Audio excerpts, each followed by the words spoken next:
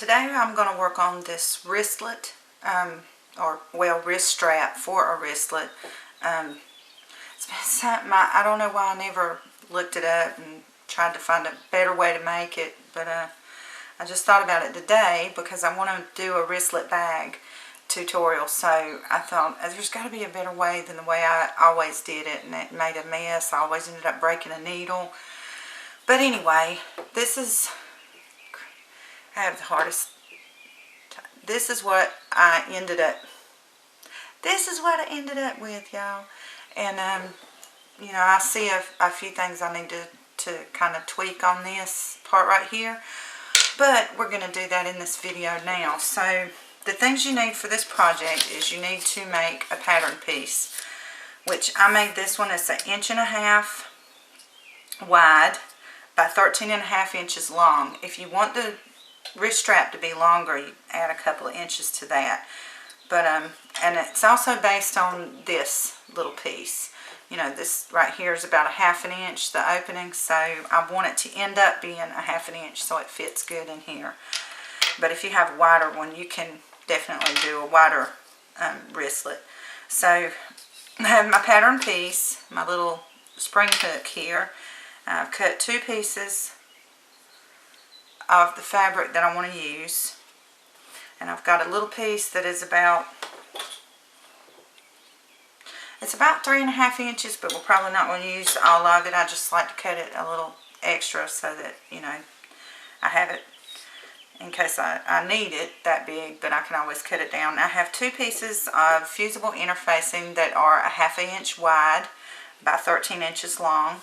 And with this pattern, you want to be really careful to cut this out as neat as you can, because if it's crooked through here, it's not going to come out neat. Mine came out pretty neat. The only thing that I had a little issue with was this little wraparound thing here.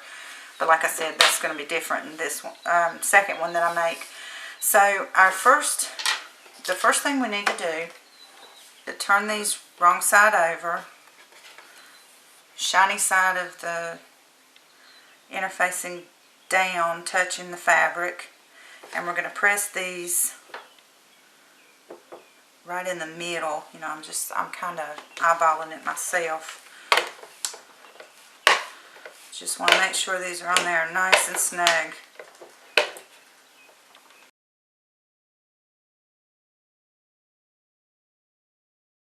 The next thing we're going to do is fold over each side and press them down really, really well.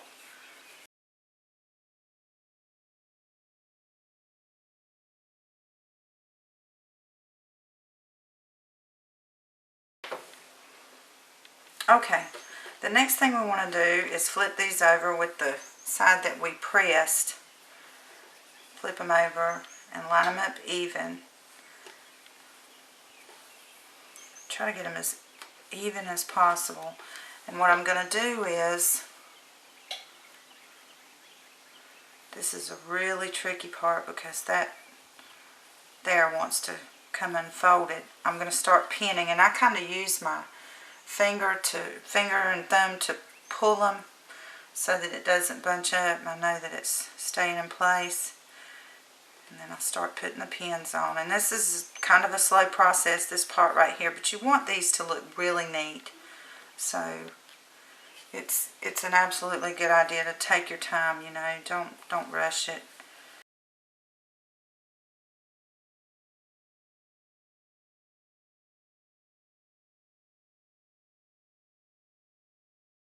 Now with the pointy part of the pin facing away from me is the way I'm going to sew this. You don't want to pin it with the pointy part facing to you because you stick yourself and it makes it harder to get the pins out. I'm going to put the camera on the machine so that you can see how I'm going to do this, but I'm just going to sew down each side, trying to stay even and neat. Okay, I've set my machine on 3.5 stitch length. And I've loosened up the tension just a little bit because with something thicker like this, it's better to loosen up the tension. And I'm going to start slow. I've also put it on the lowest speed.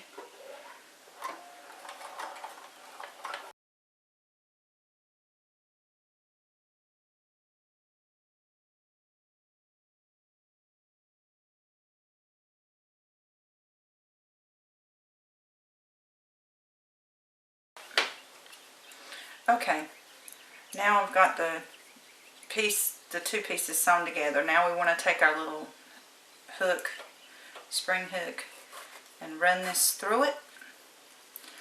And we're going to take the free arm off the sewing machine. It's just, for me, it's easier that way. What we're going to do is connect these two ends. We're going to lay them side by side. I'm not going to put them on top of each other because I think that's a little too thick. So just laying them side by side, getting them just butted right up against each other. And this is kind of tricky, but it can be done. You just have to take your time.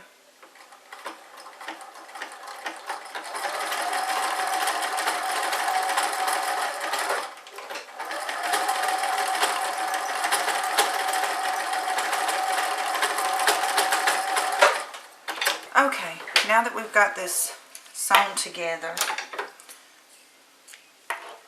what we need to do is take this little piece right here. We're going to fold it over and press it.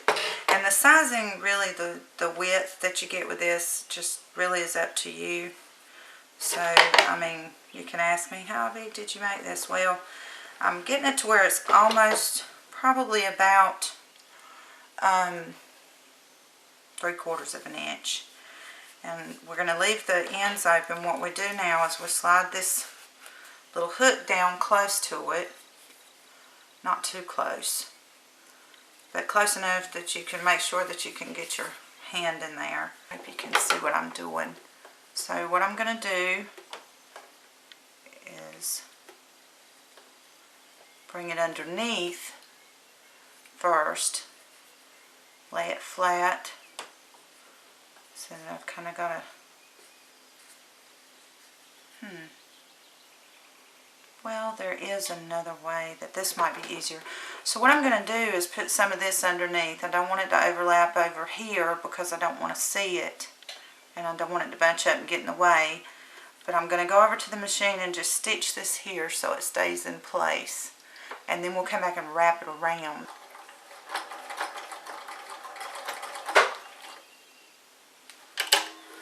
Okay, now you see what we've got. Now we can lay this down.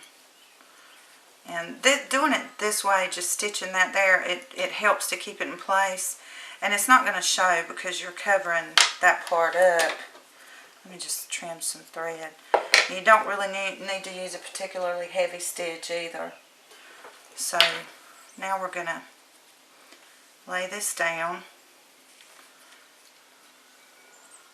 I'm going to wrap it around. And now here comes when you want to decide how much you're going to put in there. So I'm going to cut off about 1 inch of that.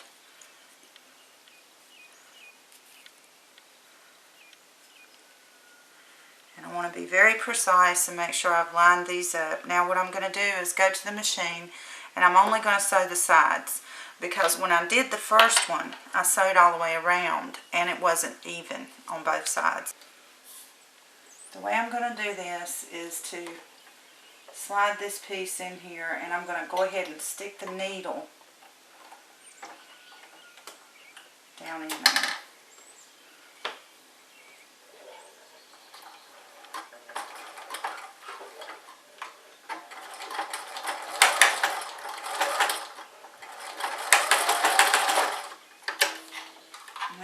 Want to do the same thing on the other side, and you don't really need to start by sticking the needle in this one because you've already got this one in place. Just start off really slow because this is really thick and you could get a boo-boo.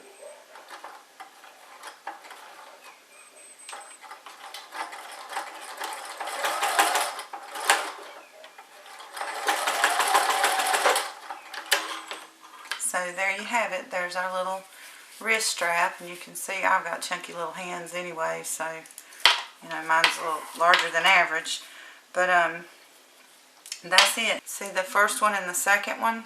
The first one is kind of sloppy here. This one looks a lot neater. I really like the way it turned out. So that is the little tutorial for today, folks, and so that's it, y'all. I hope you enjoyed this little tutorial. Peace. Bye bye.